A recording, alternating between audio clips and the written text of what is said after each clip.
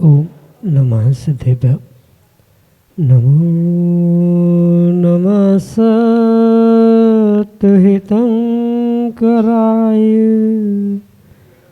वीराय भव्याम्बुजभास्कराय अनंतलोकाय सुरार्चिताय देवादिदेवाय नमो जिनाय देवादिदेवाय नमो जिनाय। पंच परमेष्टि भगवान की परम पूज्य आचार्य भगवंत गुरुवर विशुद्ध सागर जी मुनि महाराज की, परम पूज्य मुनि श्री सुप्रभ सागर जी महाराज की, 3 कम 9 करोड़ मुनिराजों की, समीचीन विकल्पों का सम्यक समाधान, सम्यक ज्ञान की वह अलौकिक विधा जिसके माध्यम से हम सभी अपने ही मन के अनेकानेक समीचीन विकल्पों का सम्यक रूप से समाधान आगम के परिप्रेक्ष्य में प्राप्त करते हैं, और वही सम्यक समाधान हमारे आत्म कल्याण का पथ प्रशस्त कराने वाला होता है। क्योंकि ज्ञान सामान्य हमारे पास है, लेकिन जब तक वह ज्ञान सम्यक के साथ नहीं है तब तक आत्म कल्याण का मार्ग दिखलाने वाला नहीं। परम पूज्य आचार्य भगवंत गुरुवर विशुद्ध सागर जी महाराज के मंगल सभा से उन्हीं के सहयोग से परम पूज्य मुनि श्री सुप्रभ सागर जी महाराज ने आपको सम्यक समाधान रूपी अनूठी विधा प्रदान की है, जिसके माध्यम से आप अपने मन के विकल्प को समीचीनता प्रदान करते हुए परम पूज्य मुनिश्री से उसका आगम के परिप्रेक्ष्य में सम्यक समाधान प्राप्त करके अपने ज्ञान को सम्यक ज्ञान बना सकते हैं। तो आप भी ऐसे उस आत्म कल्याण की अनूठी विधा से जुड़ने का प्रयास करें और परम पूज्य मुनिश्री से आगम के परिप्रेक्ष्य में उसका सम्यक समाधान प्राप्त करें। प्रारंभ करते हैं आज का सम्यक समाधान। और आज के पहले विकल्प के लिए डॉक्टर निखिल शाह, बोरीवली, मुंबई, महाराष्ट्र से महाराष्ट्र के चरणों में बारंबार नमोस्तु निवेदित करते हुए अपना समीचीन प्रश्न रख रहे हैं कि महाराज जी, दर्शन और ज्ञान के विषयों में क्या भेद है? क्या धवला जी के अनुसार दर्शन केवल आत्मा को और ज्ञान केवल बाह्य विषयों को सर्वथा विषय करता है? क्या इसमें कोई अपेक्षा कथन है? हमारे समीचीन विकल्प का सम्यक समाधान करने की अनुकंपा करें। नमोस्तु महाराज जी, नमोस्तु। ओम नमः सिद्धम। परम पूज्य आचार्य भगवान गुरुवर विशुद्ध सागर जी महाराज की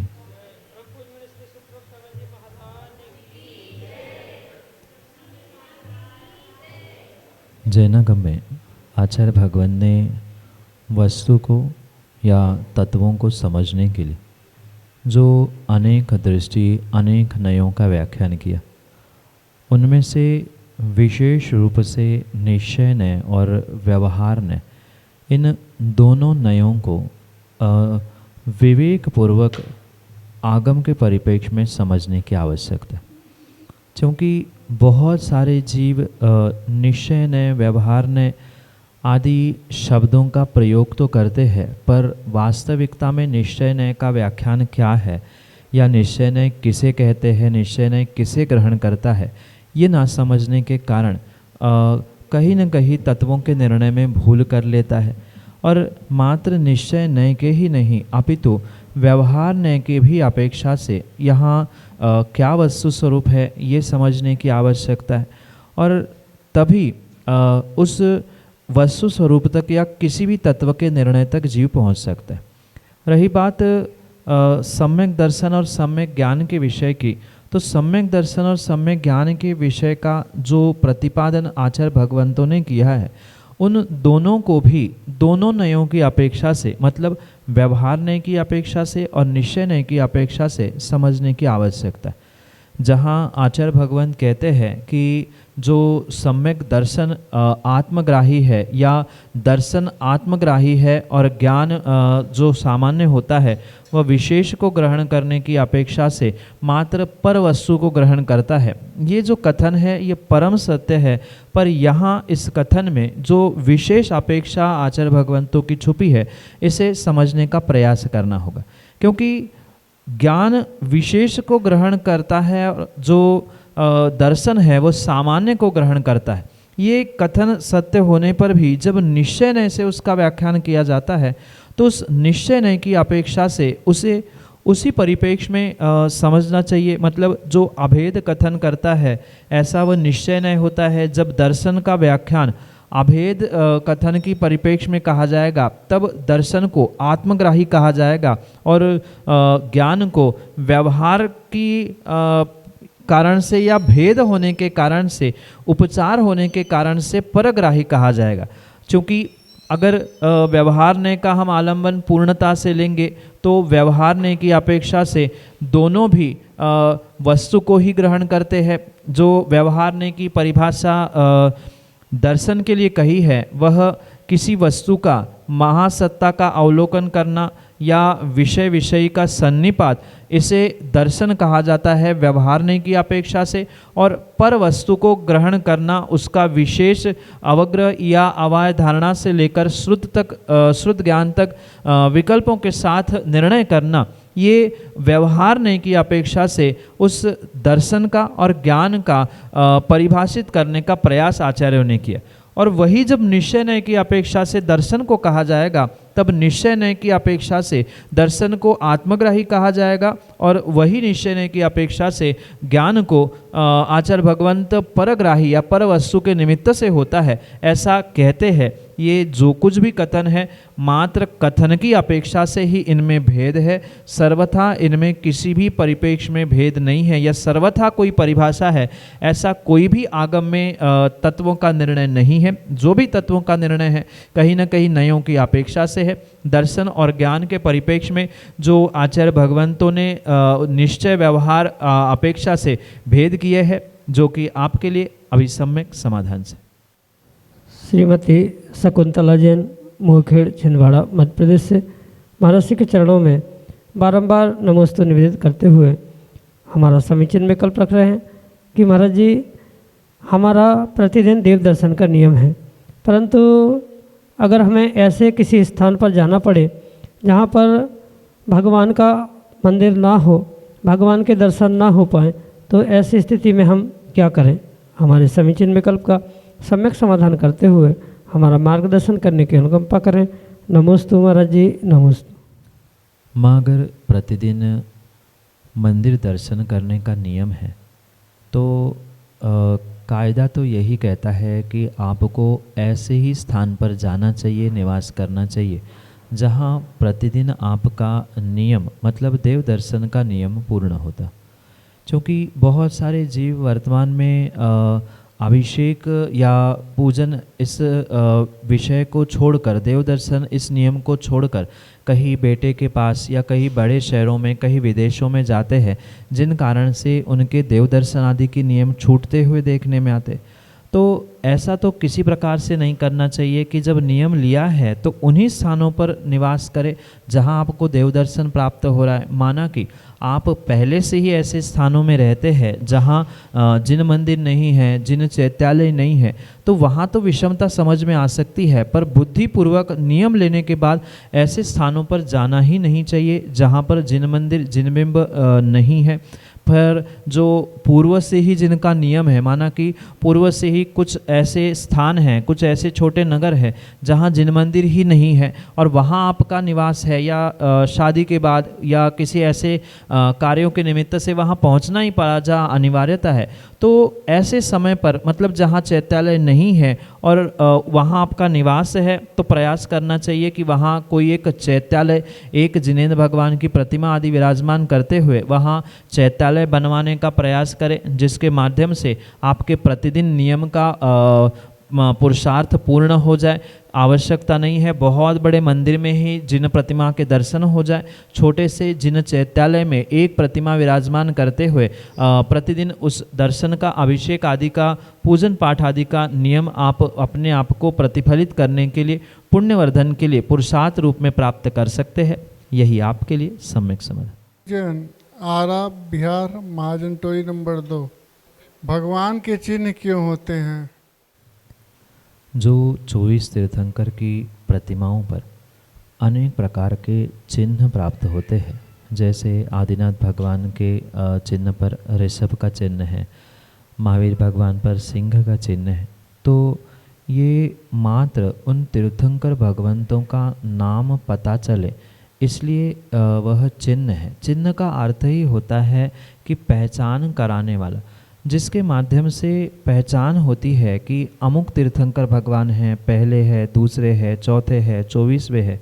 तो ये पहचान हो और उस अनुसार उनकी पूजा, उनकी आराधना, उनके लिए अर्घ्य आदि चढ़ाने में श्रावक आदि को सुविधा हो, इस अभिप्राय से ही तीर्थंकर भगवंतों के चरणों पर या उनके प्रतिमाओं पर कहीं न कहीं चिन्ह प्राप्त होते हैं। और ये भी ध्यान रखें कि ये चिन्ह किसी मनुष्य ने या किसी व्यक्ति ने बनाए हुए नहीं है, अपितु जब तीर्थंकर बालक का पांडुक शिला पर अभिषेक होता है, उस पांडुक शिला पर अभिषेक करते समय सौधर्म इंद्र जो उनके अंगूठे पर चिन्ह बना हुआ होता है, उस चिन्ह की आकृति को लगभग समझते हुए वो घोषणा करता है कि ये अमुक भगवान, दूसरे नंबर के भगवान का चिन्ह, मतलब उनकी पहचान इस चिन्ह से, इस आकृति से होती है। ये स्वाभाविक रूप से जो तीर्थंकर बालक के अंगूठे पर बना हुआ जो आकृति रूप चित्र उसे समझ में आता है, वह देखकर सौधर्म वही अभिषेक के समय घोषणा करता है और वहाँ से ये बोध होता है कि अमुक तीर्थंकर का अमुक चिन्ह है और उनकी पहचान बनी रहे। 24 में से कौन से तीर्थंकर थे, उनका इतिहास क्या है, श्रावक उनकी पूजन पाठ करते समय किन नाम से अर्घ्य चढ़ाए, ये स्पेसिफाई हो, ये पूर्ण रूप से पता चले, इसलिए प्रतिमाओं में भी चिन्ह निर्धारित किए जाते हैं। माना किसी प्रतिमाओं पे चिन्ह नहीं है तो वह अरिहंत की मानी जाती है, उसमें किसी प्रकार से ये विकल्प करने की आवश्यकता नहीं है। कोई उसे पारसनाथ भी मान सकता है, कोई चंद्रप्रभु भी मान सकता है, क्योंकि वहाँ पूर्ण रूप से स्पष्ट नहीं है, पर अरिहंत की प्रतिमा है तो उसमें जिस प्रकार से आप उसमें वंदन करना चाहते, पूजन करना चाहते हैं, उसमें कोई दोष नहीं है, मात्र पहचान के लिए है। कई स्थानों पर अरिहंत की प्रतिमाओं पे चिन्ह नहीं है, पर चिन्ह नहीं होने से वह प्रतिमा अपूज्य नहीं कहलाती। ये इतना ज़रूर है कि उसको कई बार ऐसा भी होता है कि चिन्ह बना तो होता है पर कालांतर से घिस जाता है, या कुछ ऐसा भी होता है कि बनाते समय अचानक कार्य आया, उसको प्रतिष्ठित कर दिया उस समय पर, क्योंकि ऐसे भी जो अकृत्रिम जिनबिंब होते हैं वहाँ किसी प्रकार से कोई चिन्ह नहीं बने होते हैं, वहाँ तो सिद्धों की आकृति कहीं अरिहंतों की होती है, तो ऐसे ही हम उसमें समझा जा सकता है। यही आपके लिए सम्यक समाधान। सूची जैन, जिस दिन व्रत करते हैं, उपवास रहते हैं, तो क्या मुनि महाराज को आहार दे सकते हैं? श्रावक का चाहे उपवास हो, एकासन हो या अन्य किसी भी प्रकार से कोई व्रत क्यों ना, पर जो उनके लिए मतलब श्रावकों के लिए आचार्य भगवंतों ने जो 6 आवश्यक दिए हैं, उनका तो उनके लिए परिपालन करना परम आवश्यक है। माना कि वर्तमान में ऐसे बहुत सारे तथाकथित जीव विद्वान हो गए हैं कि जो कहते हैं आपका जब उपवास है तो आप मुनिराजों को आहार कैसे दे सकते। उपवास स्वयं का है, ना कि आपके उपवास के चक्कर में नगर में आए हैं मुनिराज को भी आप उपवास कर दो। ये विवेक पूर्वक श्रावकों को समझने की आवश्यकता है कि उपवास किसका है, आपका स्वयं का भोजन करने का उपवास है, ना कि मुनिराजों को आहार कराने का उपवास है। हाँ, ये हो सकता है घर परिवार के जो व्यक्ति है उनको आहार आप बनाएं नहीं बनाएं, वहाँ कृतकारिता अनुमोदना से आप त्याग करें, पर चूँकि श्रावकों के लिए ये परम आवश्यक है कि प्रतिदिन दान पूजा, ये जो कहा जाता है 6 आवश्यक है, देव पूजा, गुरुपासी, स्वाध्याय, संयम, तप, दान। तो दान ऐसा नहीं कहा है कि जिस दिन आपका उपवास नहीं है उस दिन दिया जाए या कुछ विशेष दिनों में ही दान पूजा करनी चाहिए। जब प्रतिदिन श्रावकों के लिए दान पूजा आवश्यक कर्तव्य कहे हैं तो उपवास के दिन में भी स्वाभाविक रूप से आपको मुनिराजों का पड़गान करते हुए उनको आहार देने का सौभाग्य प्राप्त करना चाहिए। और मैं तो कहता हूँ कि ऐसे दिनों में, मतलब जिन दिन आप व्रत कर रहे हैं, उपवास कर रहे हैं, उन दिनों में तो विशेष रूप से आपको पड़गान करते हुए आहार देने का पुरुषार्थ करना चाहिए, क्योंकि जब आप स्वयं का भोजन करने ही वाले नहीं हैं तो वो विशुद्धि आपके साथ रहेगी, समय भी आपके पास रहेगा। तो ये विशेष पुरुषार्थ इन दिनों में करना ही होगा। कौन क्या कहता है, किसका क्या चिंतन है, भिन्न विषय है, पर आगम में जब 7 दिन, मतलब हफ्ते के 7 दिन, महीने के पूरे दिन या जीवन भर श्रावकों के लिए 6 आवश्यक का परिपालन कहा है, तो उपवास हो, चाहे एकासन हो, अन्य कोई व्रत हो, कुछ भी हो, प्रतिदिन दान देने का जब आवश्यक लिखा है तो ये विकल्प करने की आवश्यकता ही नहीं है। इसलिए उपवास हो अथवा ना हो, श्रावकों को, निर्ग्रंथ मुनिराजों को प्रतिदिन आहार देने का प्रयास करना ही करना चाहिए। और माना कि निर्ग्रंथ मुनिराज नगर में प्रतिदिन नहीं है तो कम से कम प्रतिदिन निर्ग्रंथ मुनिराजों के निरंतराय आहार हो जाए, निर्विघ्न आहार हो जाए, इतनी भावना भाते हुए ही आहार भोजन आदि ग्रहण करने की आवश्यकता है। यही आपके लिए सम्यक समाधान। महाराज जी नमोस्तु नमोस्तु नमोस्तु। मेरा नाम है पार्श्वी, रोज मंदिर क्यों जाना चाहिए? नमोस्तु महाराज जी। बेटा, रोज मंदिर जिनेंद्र भगवान के दर्शन करने के लिए जाना चाहिए। ये तो आपको बहुत अच्छे से पता होगा कि आप अपने नाम के आगे जैन लिखते, तो जैन लिखने का क्या मतलब? क्या मात्र जैन नाम लिखने के लिए ही हम जैन हैं? नहीं है। हम जैन क्यों हैं? क्योंकि हम जिनेंद्र भगवान को मानते हैं। जो जिनेंद्र भगवान को मानता है उसे जैन कहा जाता है। फिर अगर आप प्रतिदिन मंदिर नहीं जाओगे, भगवान के दर्शन नहीं करोगे, तो आपको कैसे पता होगा कि हमारे जिनेंद्र भगवान कैसे हैं? हमें प्रतिदिन ये पता चले कि हम जिनेंद्र भगवान के भक्त हैं, हम इन्हीं जिनेंद्र भगवान को मानते हैं। इसलिए प्रतिदिन उन जिनेंद्र भगवान के दर्शन करने के लिए ही मंदिर जाने का नियम किया जाता है। जिनेंद्र भगवान वो कहलाते हैं जो आपके मंदिरों में अरिहंत भगवान की प्रतिमा होती है, जिन्हें सच्चे देव कहा जाता है, जिन्होंने अपने इंद्रियों को, कषायों को, कर्मों को, सबको जीत लिया है। उन्हें जिनेंद्र देव कहते हैं, जितेंद्रीय देव कहते हैं, वीतरागी देव कहते हैं, सच्चे देव कहते। और उन देवादि देव, अरिहंत देव, जिनेंद्र देव आदि के दर्शन करते हुए हम पुण्य को प्राप्त करें, ये भी इसके पीछे एक कारण है। जैसे दिन भर में व्यक्ति बहुत सारे पाप करता है, कितना ही कहे पर झूठ या अन्य गलतियों के कारण से उसे पाप लगता है, दोष लगता है। तो उससे बचने के लिए, उस पाप का प्रक्षालन करने के लिए, उन पापों को धोने के लिए भी जिनेंद्र भगवान का सुबह सुबह उठकर सबसे पहले दर्शन करने के लिए मंदिर में जाता है। तीसरा कारण ये भी होता है कि जैसे वर्तमान में सुबह उठते ही हर कोई एक दूसरे को गुड मॉर्निंग कहता है, सुप्रभात कहता है, तो मात्र कहने से काम नहीं होता, अपितु हमसे जो पूज्य है, श्रेष्ठ है, महान है, ऐसे देवादि देव के दर्शन करने से हमारी गुड मॉर्निंग हो जाए, हमारा सुप्रभात हो जाए। इसलिए भी हम अरिहंत भगवान के दर्शन करने के लिए जिनेंद्र मंदिर में दर्शन करने के लिए पहुँचते हैं। और माना कि शाम की बात है तो शाम का भी बचा हुआ हमारा दिन, बची हुई रात, बचा हुआ समय अच्छा चला जाए, रात भर किए गए पापों को धोने के लिए सुबह, दिन भर किए गए पापों को धोने के लिए शाम को, ऐसे कारणों से हम जिनेंद्र भगवान के पास जाते हैं।